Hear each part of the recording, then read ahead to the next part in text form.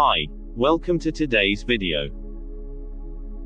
Today's video we will be diving into a 28-page classified document investigating astral projection and the important missing page 25, also a quick look at the steps involved in achieving astral projection or remote viewing. The classified 1983 document was produced by U.S. Army Lieutenant Colonel Wayne M. McDonnell, assisted by mastermind Israeli-American biomedical engineer Itzhak Bentov. The report was declassified in 2003. For the unaware, astral projection is mostly interchangeable with the psychophysical phenomena of out-of-body experiences and remote viewing. With the right guidance and technologies, astral projectors believe, we can train our consciousness to move beyond the confines of the space-time dimension. This ability frees our human minds to travel through the universe, exploring an endless array of normally imperceptible realities and dimensions. In the declassified document, McDonnell notes that his goal was to construct a scientifically valid and reasonably lucid model of how consciousness functions, in order to put out-of-body states into the language of physical science to remove the stigma of its occult connotations. The report winds its way through the spiritual and scientific underpinnings, techniques to achieve and potential applications of space-time transcendence. It introduces methodological frames of reference like hypnosis, transcendental meditation, spiritual belief systems, biofeedback, quantum physics, and universal holograms only for its intended audience. By the bottom of page 24, McDonnell reaches a full existential crescendo, broaching the very nature of reality itself. It's a cliffhanger. But the page is missing. As if he hadn't just sidestepped revealing the secrets of the spiritual mind and the heavens. But through this article the page was acquired. The page opens with the word absolute. It sits there authoritatively, as if it's the lock and key to the rest of the text. In the broader context of the report, the term is applied to both spiritual belief systems and quantum physics alike. It's an important word. Physicists define time as a measurement of energy in motion. In this way, time is really a measurement of change. In order for that motion to occur though, it must be limited inside a larger vibratory pattern. Inside this framework it is limited, contained at a specific location. That confinement then makes it distinguishable from other locations in space. Uncontained energy is force without limit. Imagine a formless entity speeding through the galaxy with no friction to hold it back from being everywhere. As McDonnell puts it, there is no here to differentiate it from there. The report makes multiple attempts to visualize this universal hologram or cosmic egg as one big constantly flowing spiral. Between the reality we know and the absolute are countless intervening dimensions. Absolute is the ceiling, as far as we know it. McDonnell observes that a stylized representation of this spiral is present in every religious system in history. He cites the specific examples of Christian Holy Spirit, the Hellenic world's labyrinth, the Hebrew tree of life, its Hindu counterpart, and the Chinese spiral through the four powers. This thinking has found its way into each system's teachings. The crucial distinction between the breakthroughs in modern physics and the epiphany of religious thinkers is the way they all found the absolute. Whereas physics leans on quantitative research, religions relied on intuition. The gateway then sort of showed up just in time, a holistic mainline for interfacing with the universal hologram, freeing us from the limitations of a left-brain logic-based culture. The page's third section takes a slant which should feel familiar to adherents of modern psychology. The universe, the absolute, the cosmic egg. All of it is irrelevant, and certainly unreachable, until we possess knowledge of ourselves. What hits even harder than achieving a psychological self-understanding, according to McDonnell, is the sense of self-perception achieved when one can manage to alter their state of consciousness to the point where the universal hologram itself can be perceived. The CIA did not invent the Gateway Report and the Gateway Experience on its own. It used teachings from a man named Robert Monroe, who later founded an organization called the Monroe Institute. McDonnell spoke about Monroe's process of reaching the gateway, a 7-day-long process that enabled the widening of consciousness of the human mind.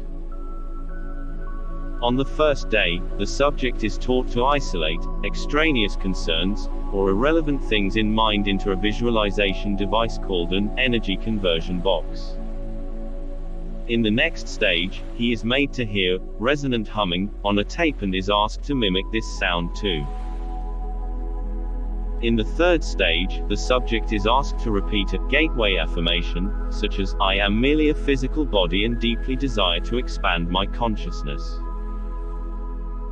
Next, the subject is exposed to Hemi sync sound frequencies while also asking them to focus on developing perception and appreciation for feelings that accompany the synchronization of brainwaves. After this, physical relaxation techniques are introduced while Hemi sync frequencies expand and include pink and white noise that put the body in a virtual sleep state and calm the brain's left hemisphere while raising awareness in the right hemisphere. After this, the subject is asked to imagine an energy balloon that is extending from the top of the head, around the body and going all the way to the feet where it flows back into the body into the head and out of the head again, forming a cycle of sorts. This basically resembles the flow of energy in the universe and provides protection against conscious entities that have lower energy levels that the subject could come across in case he/she attains out-of-body state.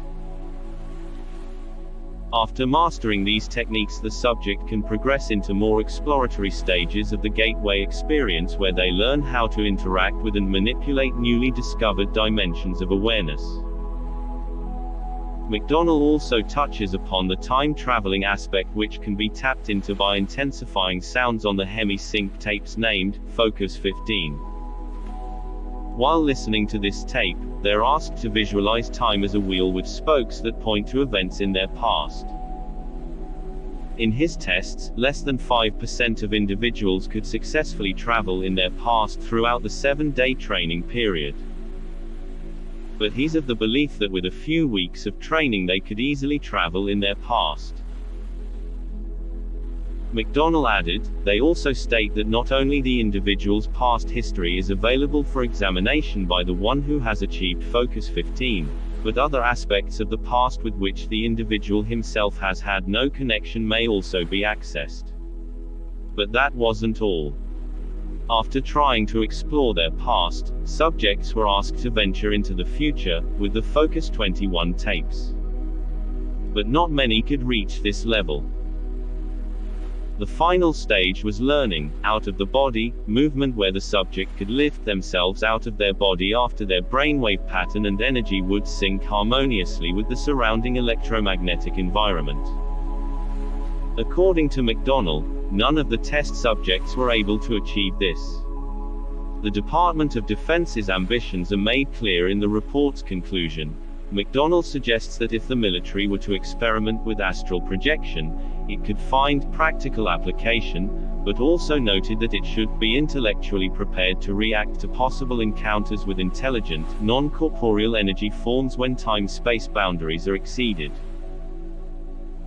It started off years of attempts by the U.S. Army to train psychic soldiers to conduct remote viewing missions to regions across the world. One document that stood out to me with the remote viewing projects which was remote viewing Mars. A spokeswoman from the Monroe Institute commented on page 25 saying, "I have my own interpretation," she said. "Whether it was accidentally or intentionally left out I don't know. Like I said, there are people that work in this place that are on another plane and not here in the physical.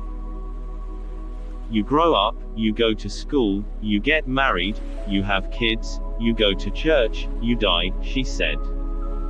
"And your life lives on through your family. There is value there.